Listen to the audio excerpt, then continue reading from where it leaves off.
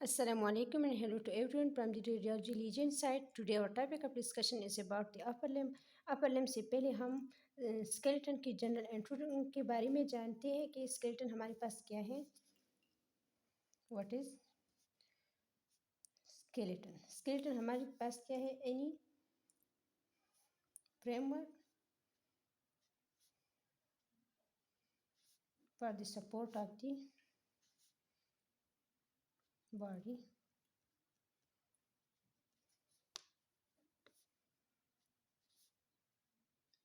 यानी बॉडी के सपोर्ट के लिए जो फ्रेमवर्क होता है या सिंपली बॉडी की सपोर्ट के लिए जो भी हमारे पास होता है, जो भी स्ट्रक्चर रिस्पॉन्सिबल होता है हमारी बॉडी में, this is called skeleton. Skeleton हमारे पास टू टाइप्स की है. एक्सियल स्केलेटन, इसकी टू कंपोनेंट है हमारे पास, और दूसरा हमारे पास है एपेंडिकुलर स्केलेटन. दूसरा हमारे पास क्या है?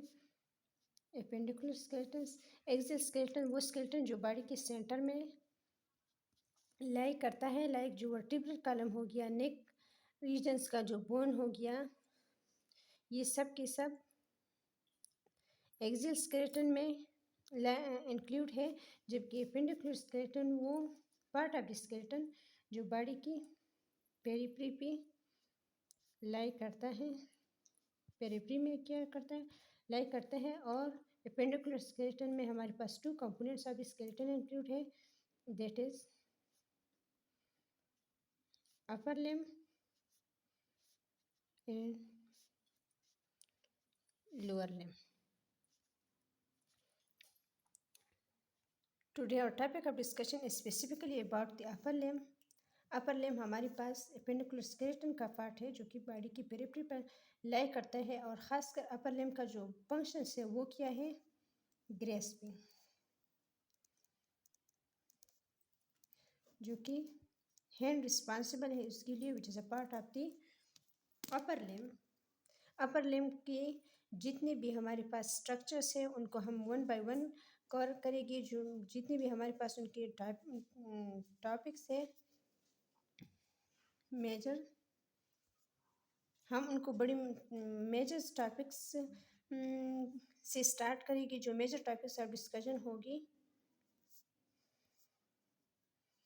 इस अपर लिम्ब में वो होगी उसकी ऑस्टियोलॉजी. ऑस्टियोलॉजी मीन कि हमारे पास उस अपर लिम्ब रीजन में कौन कौन सी बोन इंक्लूड है. उसमें हमारे पास इंक्लूड है क्लेविकल हो गया, स्केपुला है, इस तरह ह्यूमरस भी अपर लिम्ब का पार्ट है. Radius and ulna also included in it. Radius and ulna, also carpals,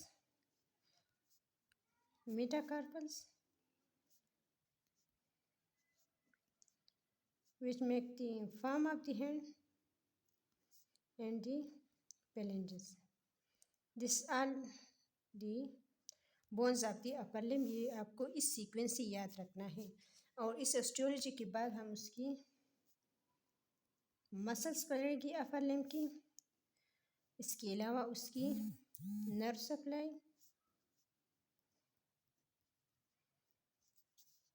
उसकी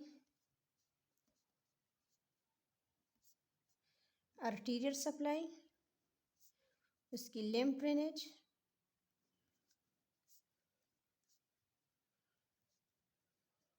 और आखिर में उसकी जितनी भी जॉइंट्स हैं उन बोन की वो पढ़ेंगे, यानी जॉइंट्स ऑफ दी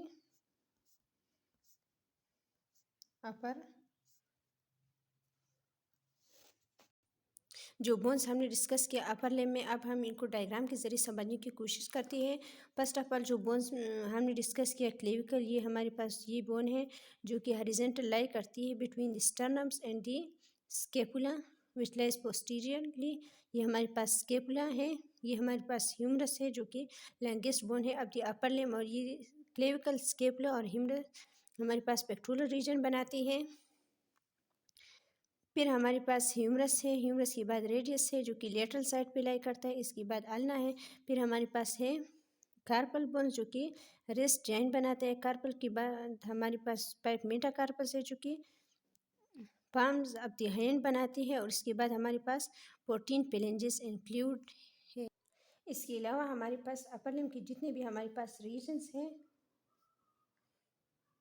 हम इनको भी कवर कर लेंगे। इस अपर लिम्ब के हमारे पास बहुत से रीजन्स हैं, लाइक पेक्टोरल रीजन्स हो गया जिसमें हमारे पास 3 बोन्स इंक्लूड है जो हमने डिस्कस किया है कि उसमें है स्केपुला, ह्यूमरस का proximal in which is the head basically of the humerus and the clavicles, pectoral regions है। फिर हमारे पास है ब्रेकियम और आर्म रीजन्स। फिर हमारे पास क्यूबाइटल पोसा है, क्यूबाइटल पोसा। इसके अलावा फोर आर्म, हैंड और पाल्म और दी हैंड को भी हम डिस्कस कर लेंगे। Today we will specifically talk about the major bones of the upper limb which is the clavicle। इस टॉपिक डिस्कशन में हम क्लेविकल के बारे में जानेंगे कि क्लेविकल की कौन कौन सी मेजर फीचर्स हैं। अगर देखी जाए को क्लेविकल को हमारे पास कॉलर बोन्स भी कहा जाता है और ब्यूटी बोन्स भी उसे कहती है। ये हमारे पास एक हॉरिजॉन्टल बोन है। ये फीचर सबसे मोस्ट इम्पॉर्टेंट है कि ये हमारी बॉडी में हॉरिजॉन्टल लाई करता है। ये वर्टिकल लाई नहीं करते बल्कि ये हॉरिजॉन्टल लाई करता है between the scapula and sternum. हमारे पास जितनी भी बोन्स है बॉडी की, इसमें जो फर्स्ट ऑसिफिकेशंस है वो क्लेविकल में स्टार्ट होती है। This is the most important point पर exam point of view, exam point of the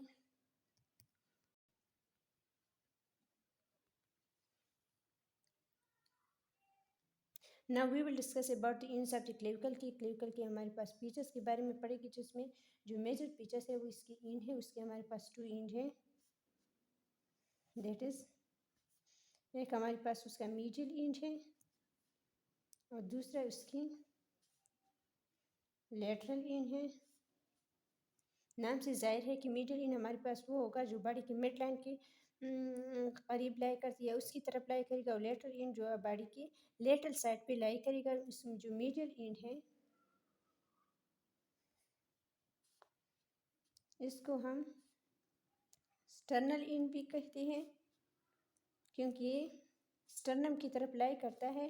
plus जो क्लेविकुलर नोच ऑफ द स्टर्नम है उसके साथ आर्टिकुलेशन करवा लेती है। और इसका जो लेटरल इंड है दिस इज कॉल्ड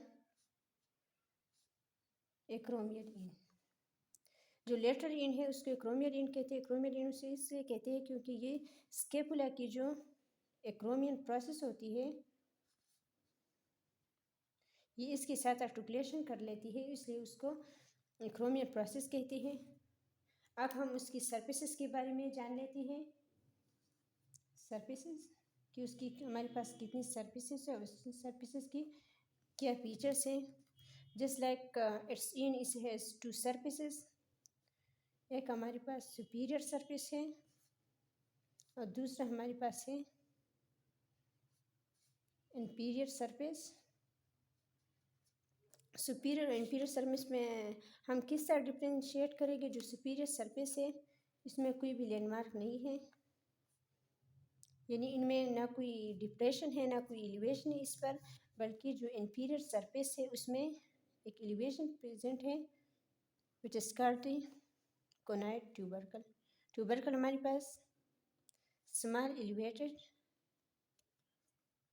एलिवेशन को कहते हैं। ओके, ये भी आपने याद रखना है कि अक्सर एग्ज़ाम में ये क्वेश्चन हमेशा पूछी जाती है कि जो कुनाइड ट्यूबरकल है ये क्लेविकल की सुपीरियर सरफेस पे प्रेजेंट है या इंफीरियर साइड पे। तो ये inferior side of the inferior surface of the clavicle पे लाई करता है। Important for exam point of view. अब हम उसकी बॉर्डर के बारे में जान लेते हैं कि उसके हमारे पास कितनी बॉर्डर्स है और इन बॉर्डर की कितनी क्या क्या फीचर्स हैं। बॉर्डर्स के बारे में अब जान लेते हैं। जिस तरह उसकी टू इन है टू सरफेसेस, उस तरह उसके हमारे पास टू बॉर्डर्स भी हैं क्लेविकल्स की। एक इसका इंटीरियर बॉर्डर्स है और दूसरा उसका पोस्टीरियर बॉर्डर है। जिस तरह हमने superior inferior surface of the clavicle के बारे में डिफ्रेंशिएट किया, अब हम क्लेविकल की इंटीरियर और पोस्टीरियर बॉर्डर के बॉर्डर में डिफ्रेंशिएट करते हैं। जो इंटीरियर बॉर्डर है this is smooth in the appearance, यानी ये अपीयरेंस में स्मूथ है, बल्कि जो पोस्टीरियर साइड है it is having ridge formations, ridges in it. This is a major differences between it. Now अब हम जो लिगामेंट अटैच है क्लेविकल से उनके बारे में थोड़ा सा जान लेते हैं। जिस तरह उसके टू इन है टू सरफेसेस है टू बॉर्डर है, इस तरह उसके टू लिगामेंट है और उसका जो लिगामेंट है उसकी नाम भी उसकी इन की तरह है। लाइक जो टू लिगामेंट है हमारे पास, टू लिगामेंट से टू लिगामेंट से one ligament is called sternoclavicular ligament.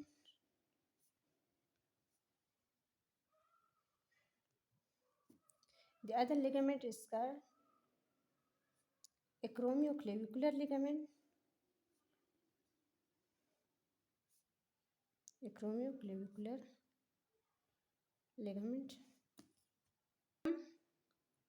अब हम क्लेविकल की मसल्स के बारे में जानते हैं कि क्लेविकल पर कौन कौन सी मसल्स अटैच है। इन मसल्स के अटैचमेंट क्योंकि याद करना बहुत मुश्किल होता है, इसलिए मैं आपको एक ट्रिक के ज़रिए समझने की कोशिश करती हूँ। इनके लिए आपको याद रखना है done public school staff teach students. इसके लिए आपको सिंपल ये ट्रिक याद रखना है। डन का मतलब इसमें डेल्टाइड मसल की अटैचमेंट है।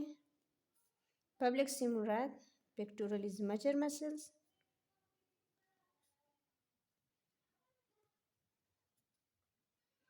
स्कूल से हम मुराद हमारे पास स्टर्नोक्लीडोमेस्टाइड मसल्स है।